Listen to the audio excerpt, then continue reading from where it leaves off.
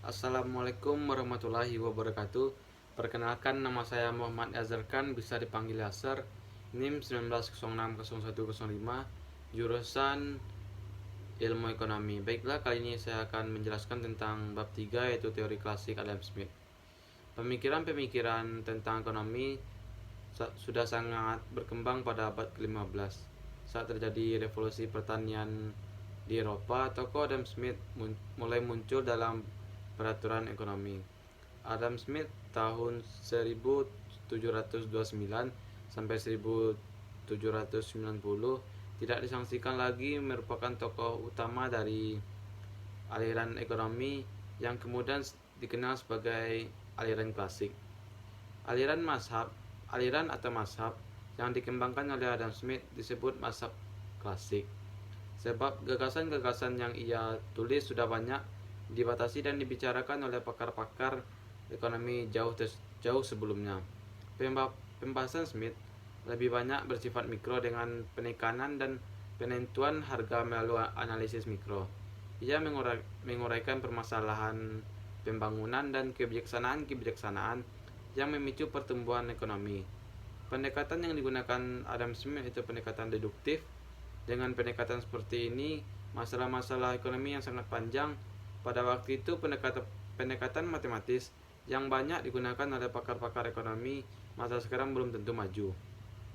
Seorang pakar ekonomi matematis masa sekarang memadatkan semua proporsi dasar yang berjumlah lebih dari 900 halaman tersebut dan dijadikan cuma beberapa halaman saja.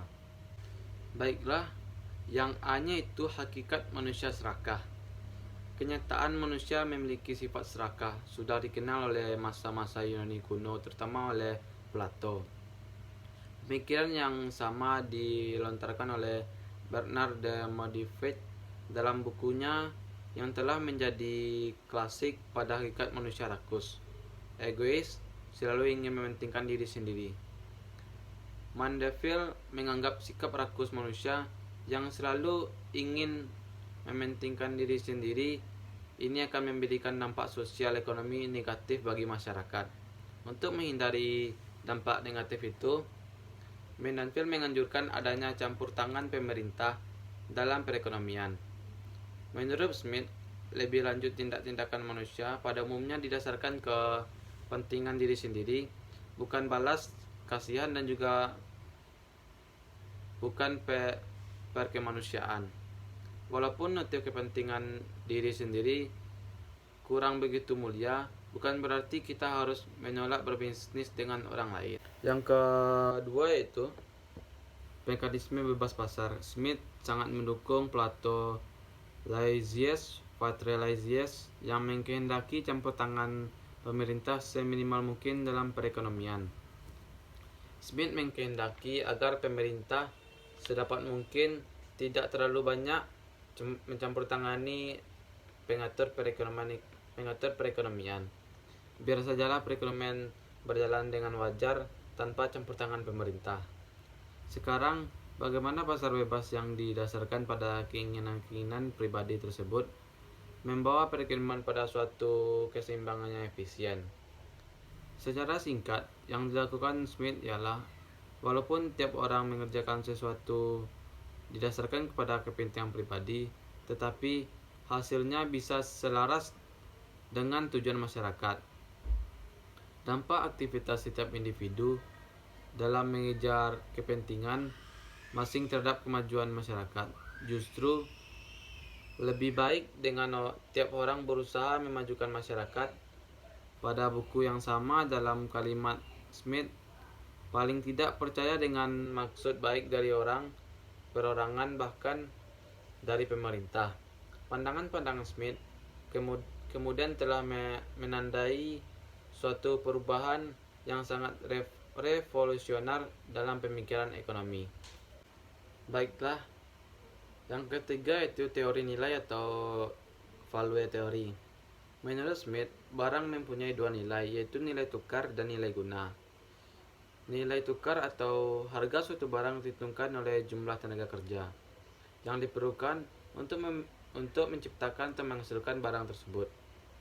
Perbedaan tenaga kerja yang dicurahkan dalam menghasilkan barang digunakan Smith untuk memasuk harga. Misalnya, jika dalam waktu 2 jam seseorang bisa menangkap berang-berang, dan dalam waktu yang sama orang tersebut menangkap 2 ekor rusa. Jadi harga barang-barang harus 2 kali lipat dari harga rusa yang tadi. Menurut Smith, hubungan antara nilai guna dan nilai tukar suatu barang yang mempunyai nilai guna tinggi kadang-kadang tidak mempunyai nilai tukar atau tidak bisa ditukarkan dengan barang lain. Sebaliknya, ada barang yang mempunyai nilai tukar yang sangat tinggi tetapi tidak begitu berfaedah dalam kehidupan. Contohnya air dan intan. Menurut Smith, tidak ada barang yang berguna daripada air. Akan tetapi, air tidak bisa ditukarkan dengan barang lain. Intan di pihak tidak terlalu berguna bagi kehidupan. Berdasarkan contoh di atas, nyata bahwa bagi Smith nilai tukar dapat diartikan dengan kemampuan sesuatu untuk memperoleh barang lain. Konsep Smith bersifat mendua. Ia tampaknya belum atau tidak paham tentang harga relatif.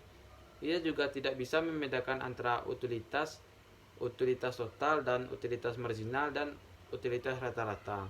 Kelemahan Smith yaitu tentang paradoks air intan ini. Dan yang Smith tidak tahu ini bisa dipecahkan oleh salah seorang muridnya yaitu Alfred Marshall. Yang keempat yaitu teori pembagian kerja. Smith cukup banyak memberikan perhatian pada produktivitas tenaga kerja. Smith mengambil kesimpulan bahwa produktivitas tenaga kerja dapat ditingkatkan melalui pembagian kerja. Pembagian kerja akan mendorong spesialisasi. Adanya spesialisasi berarti setiap orang tidak perlu menghasilkan setiap barang yang dibutuhkan secara sendiri-sendiri, akan tetapi hanya menghasilkan satu jenis barang saja. Smith memberikan contoh dampak pembagian tugas dalam pembuatan peneliti. Jika setiap orang melakukan semua jenis pekerjaan sendiri, menurut Smith, pembagian tugas tadi telah menyebabkan setiap orang ahli dalam bidangnya atau terspesialisasi. Dengan demikian, produktivitas meningkat sehingga hasil produktif secara total juga akan meningkat. Baiklah, yaitu yang kelima, teori akumulasi kapital. Setiap orang berkeinginan untuk meningkatkan kesejahteraannya. Peningkatan kesejahteraan bisa diperoleh dengan meningkatkan laba. Bagaimana cara yang terbaik untuk memperoleh keuntungan sebesar-besarnya? Smith menganggap pentingnya arti akumulasi kapital bagi pembangunan ekonomi.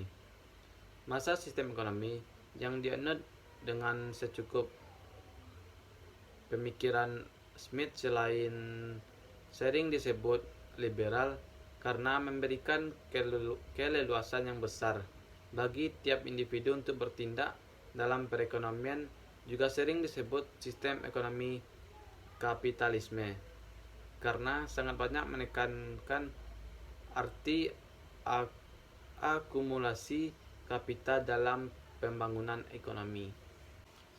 Yang keenam itu pengaruh pandangan Adam Smith. Pengaruh pandangan dan pemikiran Adam Smith sangat luas. Dapat dilakukan bahwa hampir semua pembahasan di bidang ekonomi dikaitkan dengan pandangan Smith. Yang menjadi dirinya termasyhur bukanlah keorisinilan pandangannya. Pandangan-pandangan dan pemikiran-pemikiran ekonomi yang dilantarkan Smith banyak diambil dari para pemikir terdahulu. Bahkan karena pandangannya tidak ada yang baru, pemikirannya tersebut diejek sebagai pemikiran klasik. Paham hedonisme dirumuskan pertama kali oleh pemikir Yunani kuno yaitu Aristippus dan disempurnakan oleh Epictetus. Menurut paham hedonisme, tujuan hidup manusia di dunia adalah mencari kenikmatan hidup yang sebesar-besarnya. Oleh Jeremy Bentham tahun 1792 1848 sampai 1832 dan didukung oleh J.S. Mill. Sesungguhnya terdapat perbedaan yang sangat tajam antara paham hedonisme dengan paham utilitarianisme yang banyak diadopsi Smith dalam mengembangkan pemikirannya. Paham materialisme oleh pemikir-pemikir ekonomi klasik disebarluaskan kemudian dianut oleh banyak orang di banyak negara. Paham materialisme dan individualisme sukar dibandingkan bahkan oleh kekuasaan. Yang terakhir yaitu Adam Smith atau Nabi Muhammad. Sudah dijelaskan berapa besar jasa seorang Smith dalam bidang ekonomi. Kita tidak akan memungkiri hal tersebut. Sebagai contoh, dalam ide mekanisme pasar, hampir semua buku teks ekonomi yang mengatakan bahwa ide ini merupakan sumbangan pemikiran Adam Smith. Dilihat dari sejarah, jauh sebelum Adam Smith, lahir Nabi Muhammad terlebih dahulu menganjurkan kepada umatnya untuk memanfaatkan mekanisme pasar dalam penyelesaian masalah ekonomi dan menghindari sistem penetapan harga oleh otoritas negara kalau tidak terlalu diperlukan. Dalam ajaran Islam, otoritas negara dilarang menampung dan atau memaksa orang untuk menjual barang pada suatu tingkat harga yang tidak meski diredai orang tersebut. Bahkan Islam menganjurkan penggunaan mekanisme pasar dan menghasilkan penetapan harga yang tidak perlu oleh pemerintah. Bisa diikuti dari hadis yang diriwayatkan oleh Anas sebagai berikut. Orang-orang berkata, "Ya Rasulullah, harga-harga melonjak tinggi, maka tentukanlah harga kami." Hadis ini menunjukkan bahwa Islam menganjurkan agar harga berbagai macam barang atau jasa harus diserahkan pada mekanisme pasar sesuai kekuatan permintaan dan penawaran. Hadis ini menjadikan landasan bahwa kebijakan memaksud harga tanpa suatu alasan yang besar dan bisa diterima dari prinsip-prinsip dan keadilan menetapkan hal yang haram. Walaupun Islam telah menganjurkan penggunaan mekanisme pasar jauh dari sebelum Adam Smith menulis The Wall of Nation tahun 1776, perlu diketahui bahwa ada kalanya pemerintah guna kebijakan penekanan harga dalam kondisi-kondisi khusus. Masyarakat yang kurang menyadari atau memang sering tidak mau peduli, bahkan untuk penyediaan barang-barang produk seperti BBM, listrik, telepon, dan air bersih. Pada beberapa tahun terakhir, sesudah kita ditimpa multikrisis sejak pertengahan tahun 1997 karena anggaran negara semakin terbatas, sedangkan masyarakat tidak peduli dengan memaksakan harga BBM, telepon, dan listrik disediakan dengan harga murah dan cepat akan lambat negara akan mengalami kebangkrutan.